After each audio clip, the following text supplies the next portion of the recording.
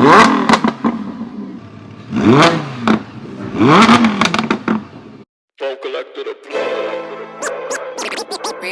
ass bitch, give a fuck about a nigga. What Juicy say? Real, Like, real ass bitch, give a fuck about a nigga.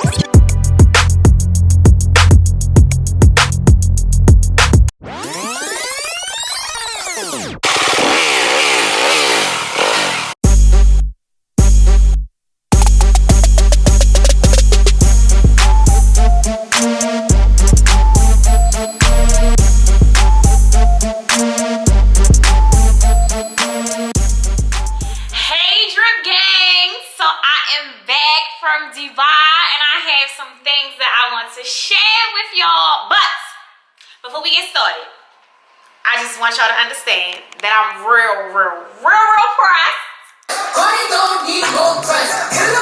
Because I just want y'all to know that I will be doing all of my videos in these Louis Vuitton slippers, because I'm pressed. I love them. They're so comfortable. All of my sit down videos will be done in these slippers because I love them. They're so cool. But anyway, let's focus. Let's get into Dubai, baby.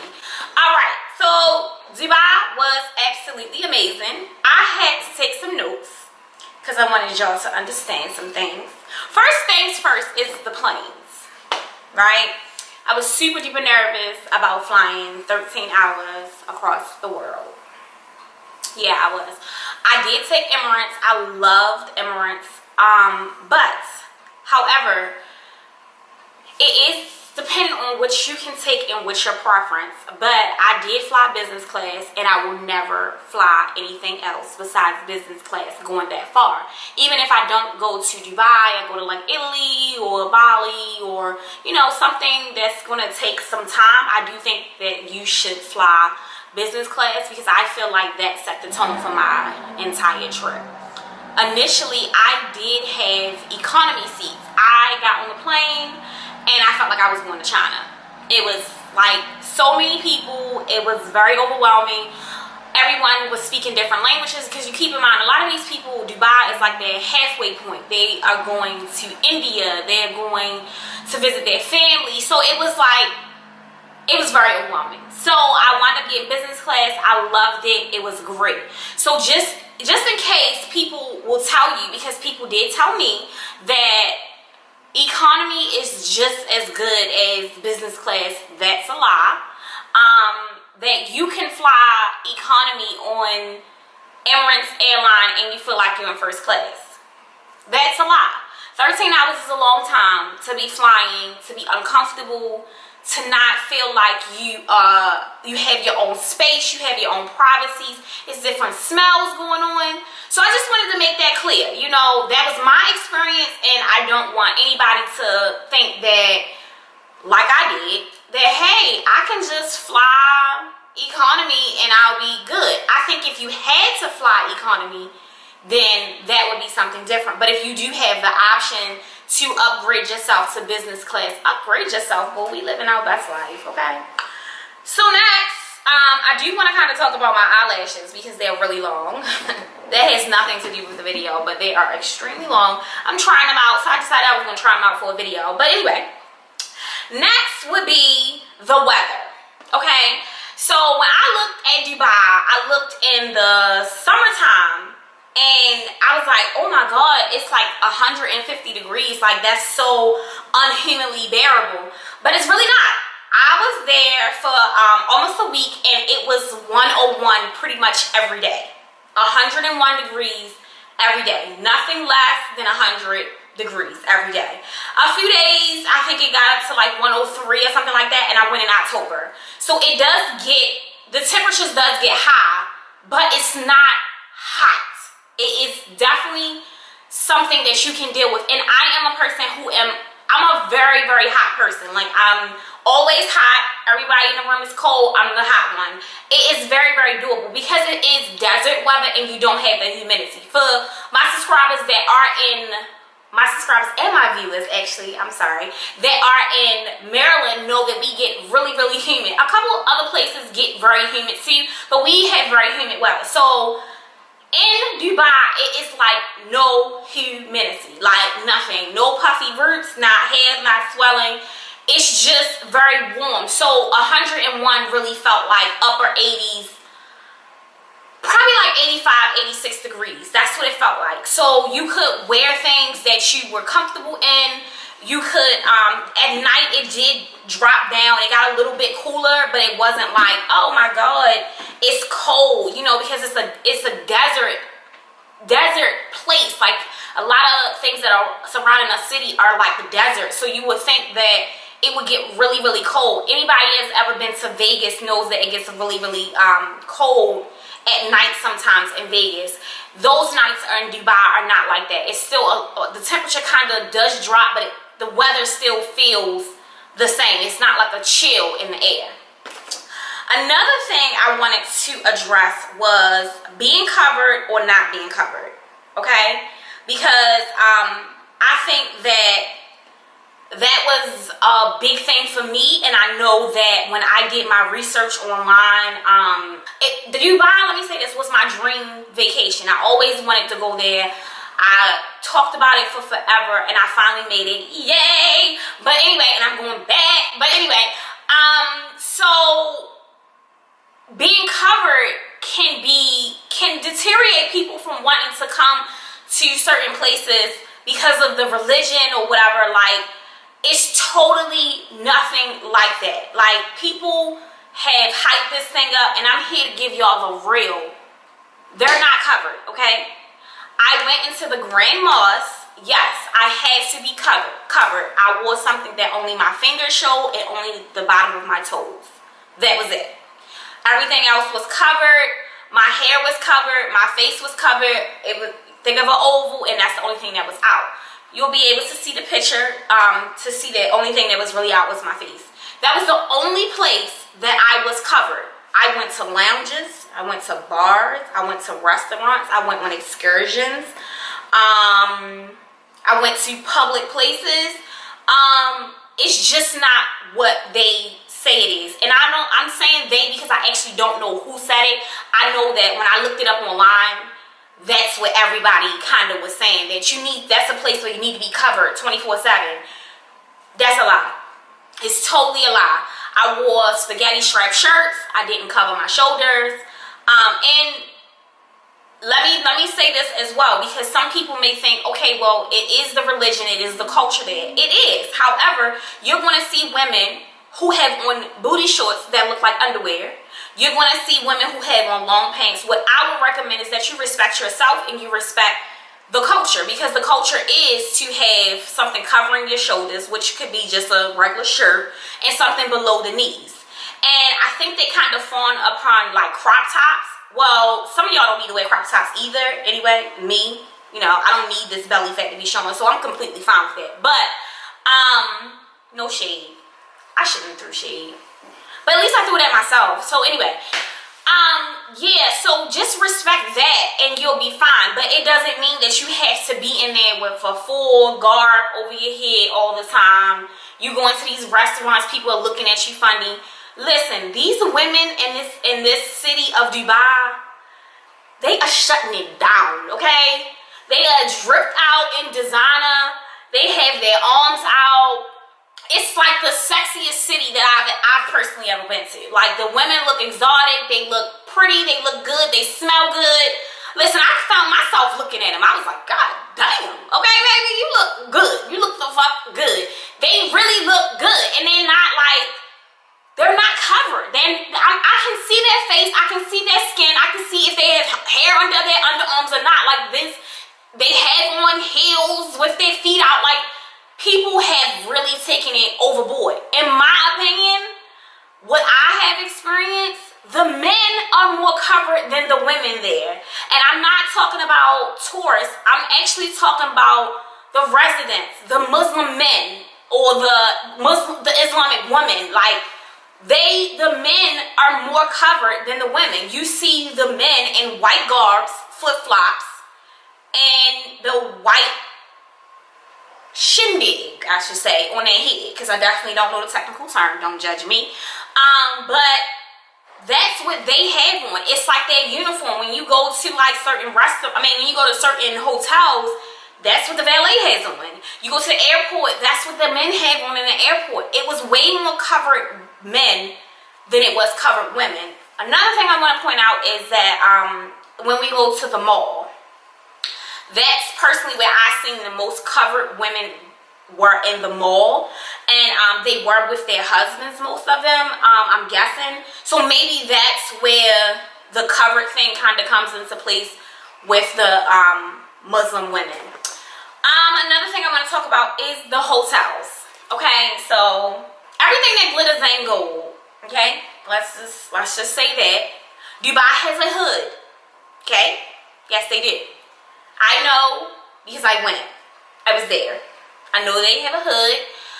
So I was under the impression, a lot of people told me that, oh, every hotel in Dubai is fabulous. Now, they ain't walking around there with no motels. You know, you ain't going to be able to go in no Motel 6 and it's like stains all over. Like, it's not that. But if you are a hotel snob, then certain things you'll be surprised at, because everything is not like 5-star. Even if it says 5-star, I think that you need to be responsible for reading reviews, figuring out if you know somebody personally who has stayed there. I stayed at the Four Seasons. Amazing.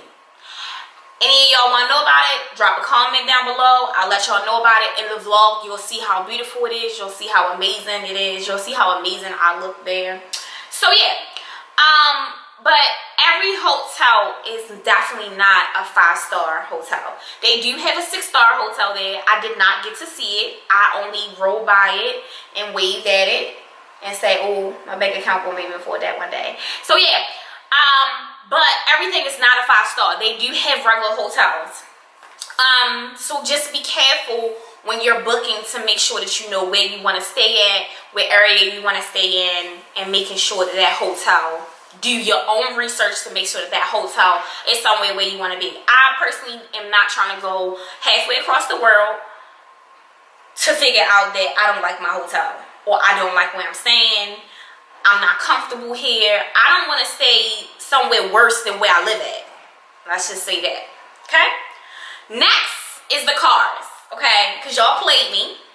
You know, not the drip gang. The drip gang they never let me down. But people have said to me, oh girl, when you get over there, it's going to be Lambos everywhere. It's going to be Mercedes everywhere. It's going to be BMWs everywhere. It's like luxury cars everywhere. Look, let me tell you something. Let me just be honest with you. I've been to places that are domestic, which is inside the states, that have way more fancier cars than Dubai. I'm not saying that they're not there, because they are. The cars are there, but you can go to a city like Miami where everybody's stunting out. You go down Miami Strip, you're going to see Roses, you're going to see the Dons, you're going to see the Bentleys, you're going to see those cars. You go to a place like Texas and you go to Houston and you go to a nice club in Houston and people are trying to stunt out like their daddy, okay? You're going to see those type of vehicles. I'm just saying, in any city that you go to the county, you'll see nice cars. You go to the city, you might not see as nice cars. It's the same thing in Dubai. They have a hood that you're not going to see nice cars in. You're going to go to the nicer places of Dubai and you're going to see those nice cars. And it's not like you driving down the street and it's a Bentley, it's a Porsche, it's a Rolls Royce, give me another car. It's a Range Rover. You know, it's not like that. It's not like you're driving and like Lambos and Roses and everything is just flying past you. No, you're riding down the street and you see Toyota Camrys. You see Kias. Because that's what's really going on there. A lot of the cars still are regular. And I'm not saying that these people don't have luxury cars, because it's nothing wrong with having a nice car and then having something that you ride around in. But the whole impression of people just riding around in nice cars all day long, that's not realistic. That's not what you're going to go there to see. That's not what you're going to go there and should expect. Because I was definitely expecting that. I felt like I was going to be in a Fast and Furious video, okay? I was going to ride down the street and I was like, oh, bam, bam, bam. No. I was like, ooh, that's a Kia. That's a Kia that need a paint job. Ooh, that's a Nissan. Ooh. You know, like, it just wasn't that way at all. Also, they lied again. They said the cabs. They said the police cars. Everything was foreigns. Everything was foreigns. No, the cabs are Toyota Camrys, and yes, you do have places where you go to and you're in the hood or you're not in the best parts of town, and you're going to get picked up in a Toyota Camry, and when you go to the nice part of town, you might be leaving in a cab in a Lexus, you know, or a Mercedes or something like that. Then that's totally acceptable. Oh, excuse me. Okay, so Dubai is full of construction. They're building this city up. It's very large buildings. It's a city. It's a beautiful city. But think of, I don't want to compare it to New York City, but think of when you go in New York City and you feel like you're like that big and everything above you is like that. That's exactly how Dubai is. It's a lot of high rises, a lot of big buildings. They do everything big. Like the Burj Khalifa, y'all can see that in the videos. It's like the largest building in the world, and it's beautiful, okay? But that's how their buildings are constructed. They are designed beautiful. So when you go to Dubai, you're going to see a lot of cranes in the sky. You're going to see a lot of construction because they're building the city up. I really enjoyed it though. Like it was nice to see the actual buildings. I never thought that I would actually be into buildings, but it was nice to see the actual buildings. So another thing I want to talk about is the alcohol, because I don't drink, but I know a lot of people who go on vacation want to drink. It's not, they say it's like I've heard that it's like no public drinking, and like, you know, like, oh, you want to go to jail, you want to go to prison. Everything that they say is like, you're going to go to jail, you're going to go to prison. Like, I didn't experience any of that. And I know how to go places and act accordingly too. So you have to be careful about who you're listening to. If you know that person like riffraff, then yeah, they might go to prison, but they don't even have big jails in Dubai. I did not ask, but I only think they have one prison. But I did ask, was it big or was it small? And he said, I asked the taxi driver, and he said it's very, very small, because they just don't have crime there. I didn't see not one homeless person, not one.